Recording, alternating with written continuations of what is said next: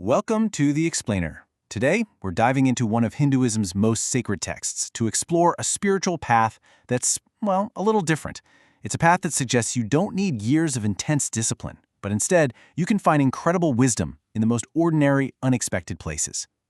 So, let's get right into it. We're going to start with a story that sounds just impossible. It's about a young boy going up against a king so powerful he had the whole universe under his thumb. This is a story of unshakable belief, terrifying power, and a divine intervention that literally shatters reality. All right, so meet Prahlada.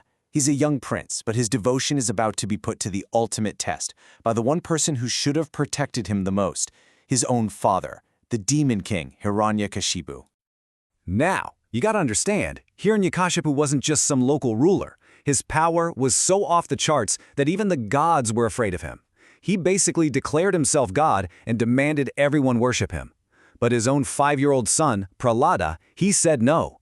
He was devoted to Lord Vishnu, who just so happened to be Hiranyakashipu's #1 enemy. You can imagine how well that went over. The king was so furious he tried to kill his own son over and over again. But here's the crazy part. They threw Prahlada into fire, tried to have him trampled by elephants, tossed him from cliffs, and nothing worked. Through it all, his faith was just unbreakable. When his dad screamed at him, "Where is this protector of yours?" Prahlada just calmly replied with total certainty, "My Lord is everywhere. He is in everything." So Hiranyakashipu, just mocking him, points to this massive pillar in his palace.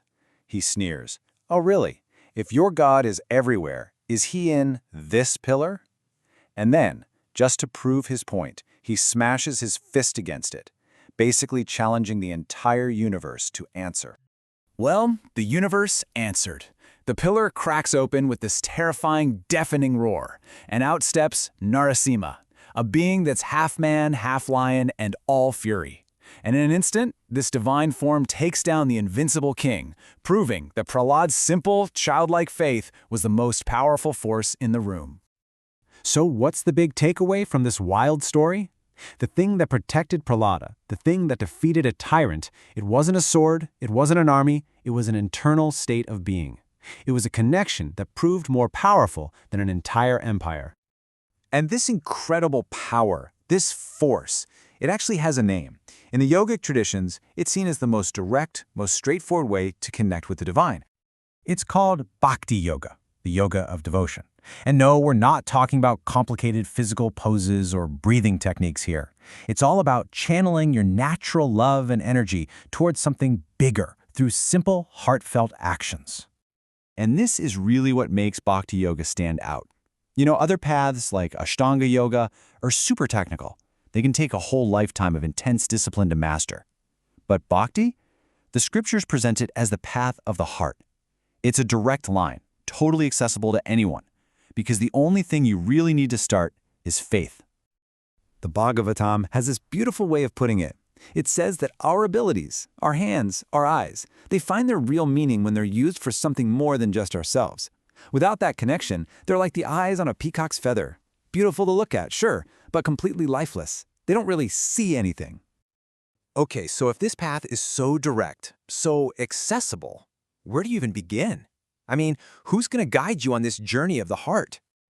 Well, the answer the scriptures give is kind of surprising. And honestly, it's incredibly empowering. Turns out, your teachers are all around you, right here, right now. The text tells this amazing story of a wise sage who learned the deepest truths of the universe not from some single legendary master, but from 24 different teachers he just happened to run into. Yeah, he called them his 24 gurus. And get this, they weren't famous sages living on mountaintops. They were things like the earth, the sky, animals, and even just regular people he watched and learned from. I mean, what a powerful idea, right? It suggests that this whole spiritual journey isn't about running away from the world. It's about changing your perspective so you can see the profound wisdom that's already woven into everything around you. So let's look at a few examples. One of his greatest teachers was a python. Yeah, a snake. What on earth could you learn from a python?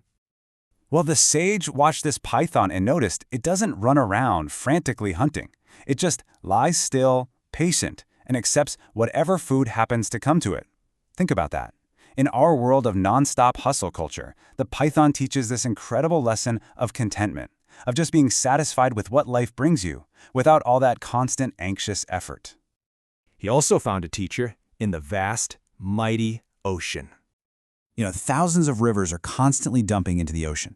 You can think of them like all the notifications, the demands, the drama of our modern lives. And yet, the ocean itself remains deep, calm, fundamentally unchanged.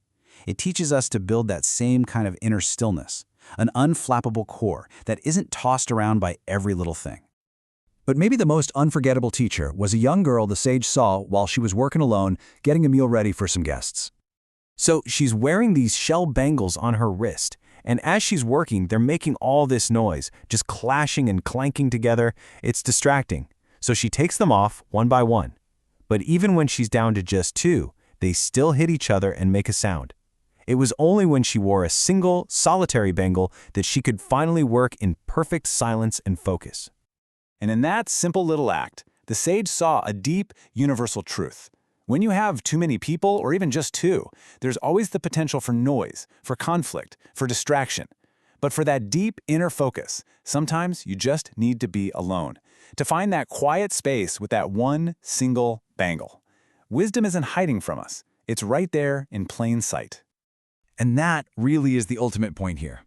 The path of devotion isn't just about believing in something you can't see. It's about opening your eyes to the incredible lessons hidden in everything you can see. From a python teaching us to be content to a single bangle showing us the power of solitude, the world is always talking to us. The only question is, are we listening?